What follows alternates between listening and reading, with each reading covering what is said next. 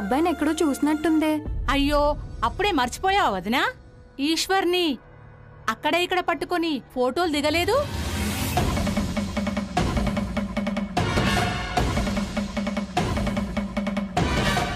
అవన్నీ గోడల మీద వీధివాడ ఎక్కించలేదు? ఈశ్వర్కి అబ్బాయికి ఏదో ఉందని న్యూస్ ఛానల్స్ అన్ని కోడై కూసాయి. అప్పుడే మర్చిపోయావా?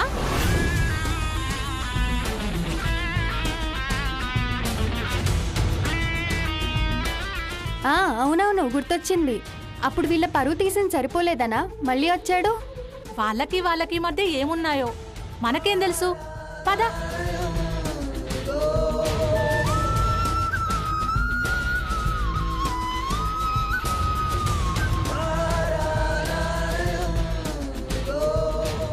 ఈ పెద్దవాళ్ళంతా ఎప్పుడు ఇంతే నాన్న. డబ్బుంది కదా, ఎంత దూరమైనా వెళ్ళిపోవచ్చు, ఎలాంటి వాడి కొమ్ములైనా సులువుగా వంచేయచ్చు అనుకుంటారు. పైసలున్నంత మాత్రాన పంతాలు నెగ్గలేరని ఆ రుద్రకి అర్థమయ్యేలా చేయాలి. మనం కూడా అనవసరమైన పంతాలకు పోతున్నామేమో అనిపిస్తుంది. భలే ఉందమ్మమ్మా. వెన్ను విరిగిపోయినట్టు తన్నినా ఎంత మంచి ముహూర్తంలో తన్నాడో అని సరిపెట్టుకున్నట్టు వాళ్ళు చీ కొట్టినా చెంప దెబ్బలు కొట్టినా మనకి బుద్ధి రాకపోతే ఇక దేవుడు కూడా క్షమించడు.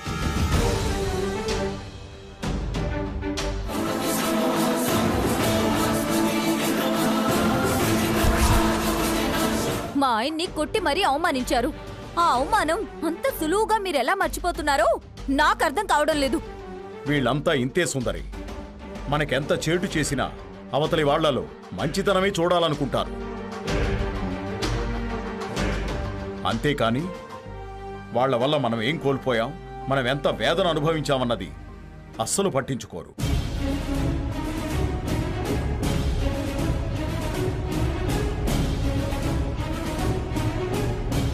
ఇంతకీ ఆ రుద్ర వెళ్తున్నట్టా లేనట్టా? ఓ అరగంట టైం ఇచ్చాం కదా, చూద్దాం.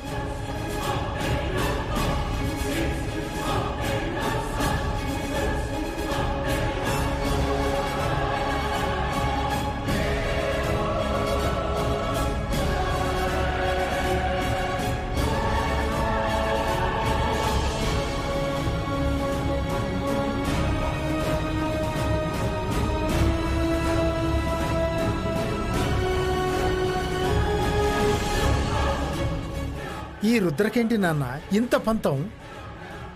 అతని పంతమేమో కాని మన పరువు తీసి పారేస్తున్నాడు. బయట 10 మంది 10 రకాలుగా మాట్లాడుకుంటున్నారు. అయినా మనం వద్దనుకున్నాక ఇంకా ఎందుకు వేలాటం? పదండి నాన్న, ఈసారి తాడో పేడో తేల్చుకుందాం. పదండి. బాబాయ్, సుబ్బు, విశ్వ,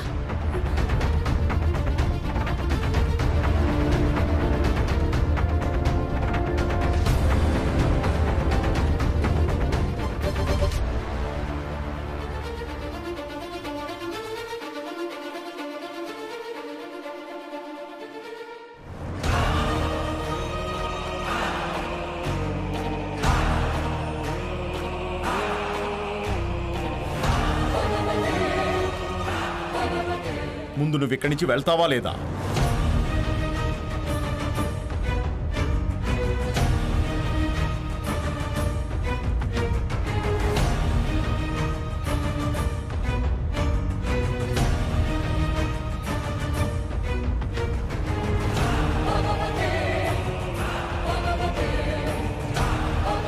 అబ్బబ్బబ్బబ్బబ్బబ్బబ్బ, సీను ఎంత సూపర్ గా ఉందో.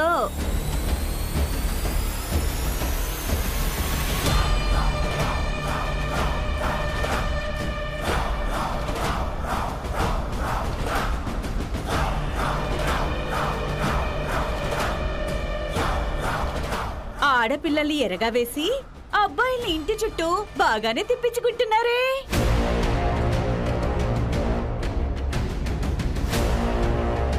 పారిజాతం, మాటలు జాగ్రత్త. మర్యాద మర్చిపోయి మాట్లాడుతున్నావు. అబ్బో మర్యాద! ఆడపిల్లల్ని అడ్డం పెట్టుకుని అవతల వాళ్ళ పరుగులు తీస్తున్నారు. మీకు మర్యాద ఇవ్వాలా? మీ అమ్మాయిల చేత గేలాలు వేయించి అబ్బాయిల మనోభావాలతో ఆడుకుంటున్నారు. మీకు మర్యాద ఇవ్వాలా? ముందు మా అబ్బాయిని అల్లుడిగా చేసుకుంటానని నానా నాటకాలు ఆడారు. తర్వాత వాడిని వదిలేశారు. ఇప్పుడు రుద్రగారిని తగులుకున్నారు. ఇంతలోనే రుద్రని రోడ్డు మీదకి ఈడ్చేశారు. అసలు మీ కూతుళ్ళకి పెళ్లిళ్ళు చేసే ఉద్దేశం ఉన్నట్టా లేనట్టా?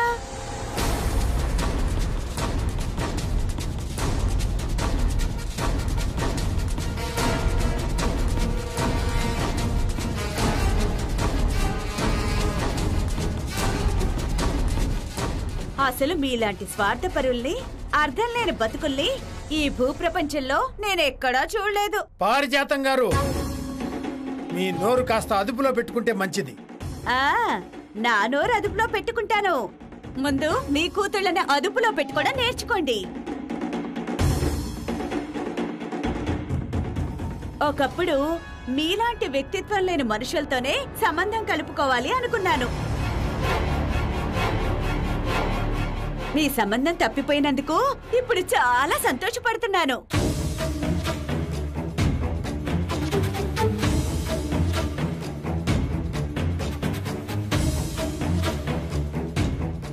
ఏ రుద్ర, ఇప్పుడు నీకు సంతోషంగా ఉందా? మనశ్శాంతిగా ఉందా?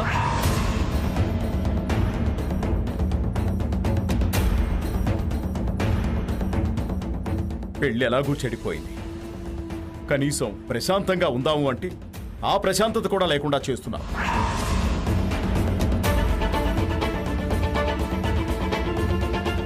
నువ్వు చేసిన పని వల్ల ఇప్పుడు ఎవరెవరి దగ్గర మాటలు పడాల్సి వస్తోంది, ఎవరో వేసిన నిందలు మోయాల్సి వస్తోంది. ఇంకా మేం చూస్తూ ఊరుకోదలుచుకోలేదు. విశ్వ, సుబ్బు, ముందా రుద్రని ఇక్కడి నుంచి గెంటేయండి.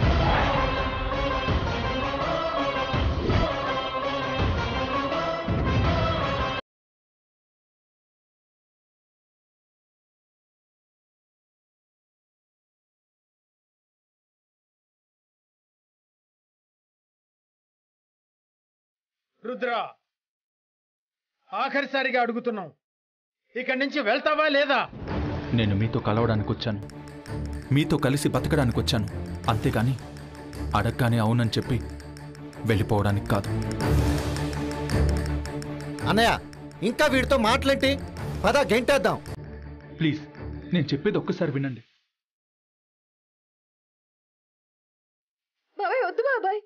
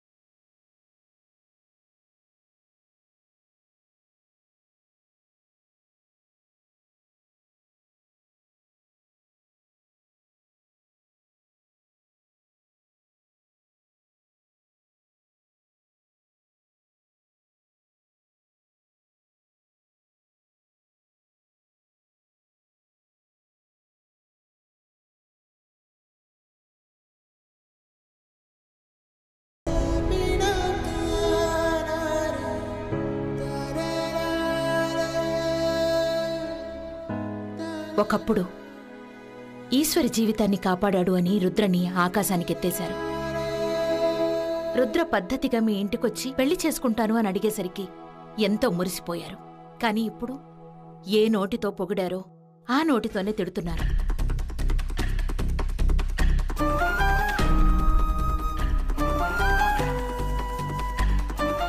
ఎంతగా వాణ్ణి ఆకాశానికెత్తారో ఇప్పుడు అంతగా పాతాళానికి తొక్కేస్తున్నారు. జరిగిన విషయం వల్ల మీ కోపం ఉండొచ్చు, కాదనడం లేదు. అలాగని ఇంత నిర్దాక్షిణ్యంగా ప్రవర్తిస్తారా? ఇంత నిర్దయగా వాణ్ణి గెంటేస్తారా?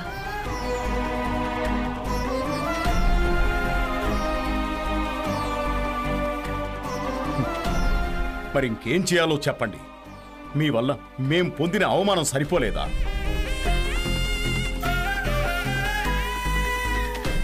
మీ వల్ల మేం భరిస్తున్న ఆవేదన ఇంకా సరిపోలేదా? ఇంకా ఎందుకు మీకు ఈ పట్టుదల? వద్దనుకున్నాక వదిలేయొచ్చు కదా, కాదన్నాక కలవమని తెలుసుకోవచ్చు కదా. చూడండి పద్మనాభం గారు, గొడవ మన రెండు కుటుంబాల మధ్య, పెద్దల మధ్య రేగిన చిచ్చుతో పిల్లల ప్రేమని తగలెట్టడం కరెక్ట్ కాదు. పద్మనాభం గారు, మన కోపాల జ్వాలల్లో వాళ్ల భవిష్యత్తుని కాల్చేయడం ఎవరికీ మంచి చేయదు. ఇంత జరిగాక మేం మళ్ళీ కలవాలని అనుకోవడం లేదు. రుద్రని ఈశ్వరిని కలపాలని కూడా అనుకోవడం లేదు. ఆయన చేసిన తప్పుకి నన్నెందుకు నిందిస్తున్నారు? ఎంతైనా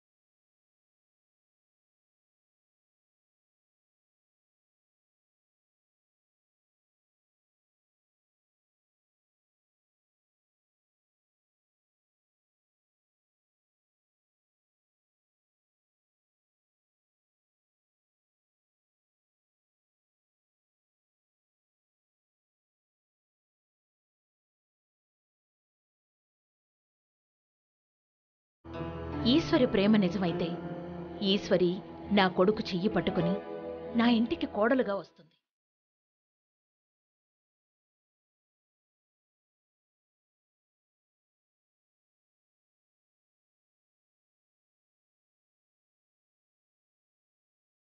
వారిద్దరి ప్రేమ గొప్పదని నేను నమ్ముతున్నాను. ఆ ప్రేమే వాళ్ళని కలుపుతుందని, గెలిపిస్తుందని నేను నమ్మకంతో ఉన్నాను.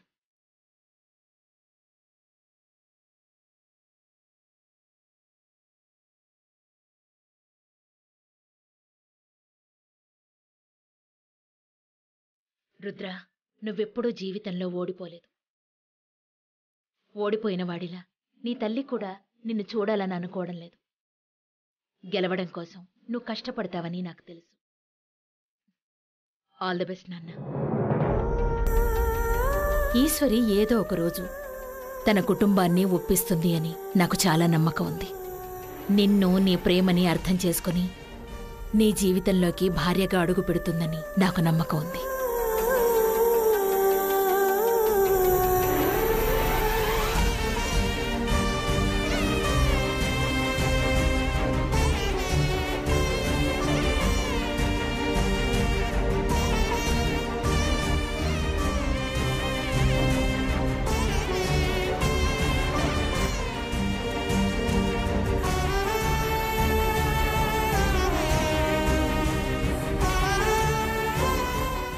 చూడు, మనిషికో మాట గొడ్డుకో దెబ్బ అన్నారు.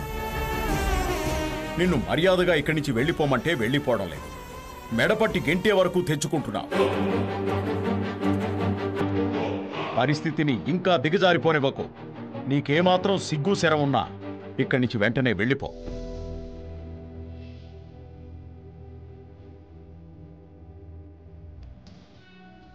పో.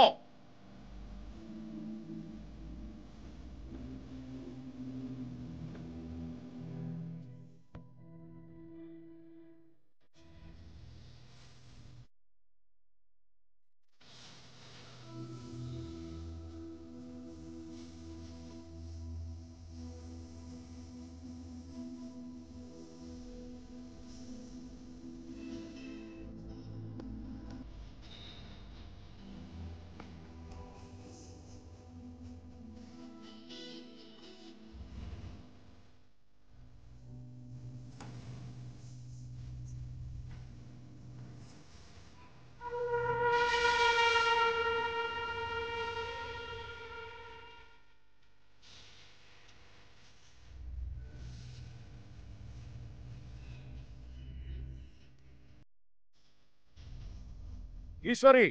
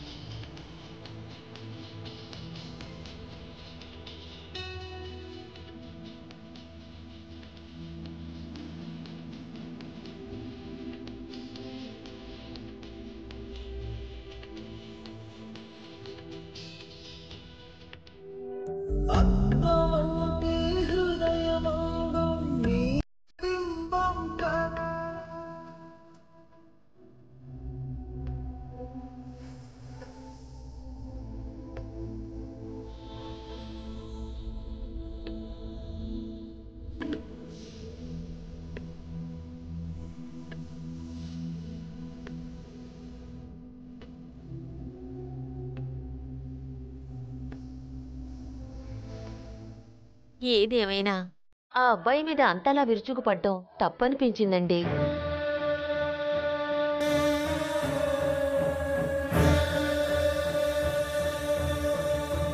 తప్పైపోయింది అనకమ్మమ్మా, తక్కువైంది అను. అలాంటి వాళ్ళని గెంటేయాలి అంటే మాటలు సరిపోవు, చేతలకి ఖచ్చితంగా దిగాల్సిందే. అలాంటప్పుడు రుద్ర వాళ్ళ నాన్నగారికి మనకి తేడా ఏముంటుంది సుందరి? చెయ్యెత్తడం, చెంపదెప్పలు కొట్టడం అన్ని సమస్యలకి పరిష్కారం కాదు. అయినా రుద్ర వచ్చి అక్కడ నిలబడ్డం ఒక సమస్యలా ఎందుకు చూస్తున్నారు? మన అమ్మాయిని అంత గాఢంగా ప్రేమించాడు కాబట్టే ఆ ప్రేమని దక్కించుకోవడానికి ప్రయత్నిస్తున్నాడు.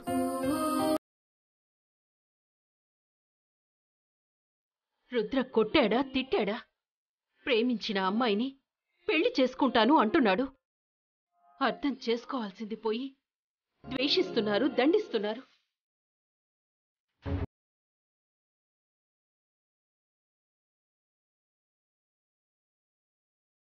కామాక్షి, మనకొక చిన్న చీమ కుడితేనే సహించకుండా వెంటనే దాన్ని చంపేస్తాం. అలాంటిది మన కుటుంబాన్ని అంతగా అవమానించిన వాళ్ల మీద నీకెందుకంత ఆపేక్ష? రుద్ర మంచివాడే కావచ్చు, కానీ అతని కుటుంబం కాదు. ఈశ్వర్ని రుద్రకిచ్చి పెళ్లి చేస్తే రేపు ఆ ఇంటి మనుషుల మధ్య తిరగాలి, ఆ ఇంటి మనుషుల మధ్య బతకాలి. అలాంటి మంచి మర్యాద తెలియని మనుషుల మధ్యకి ఈశ్వర్ని ఎలా పంపిద్దామనుకుంటున్నావు?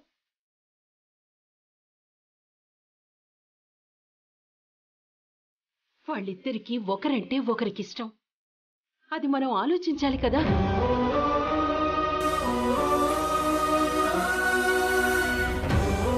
అన్నయ్య కూడా అప్పుడే చెప్పాడు కదా వదిన, ఇద్దరు మనుషులు కలవాలి అంటే వాళ్ళ మనసులు కలిస్తే సరిపోదు, కుటుంబాలు కూడా కలవాలి అని. అసలు ఈ గొడవలన్నీ జరగకుండా పెళ్లి కుదిరిపోతే ఈ పాటికి వీధిలో ఉన్న మనిషిని అల్లుడుగారు అంటూ లోపలికి ఆహ్వానించి పంచభక్ష పరమాణాలు పెట్టేవాళ్లం.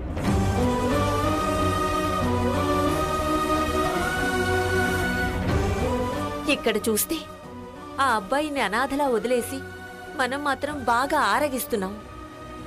పాపం ఎప్పుడు తిన్నాడో ఏమిటో.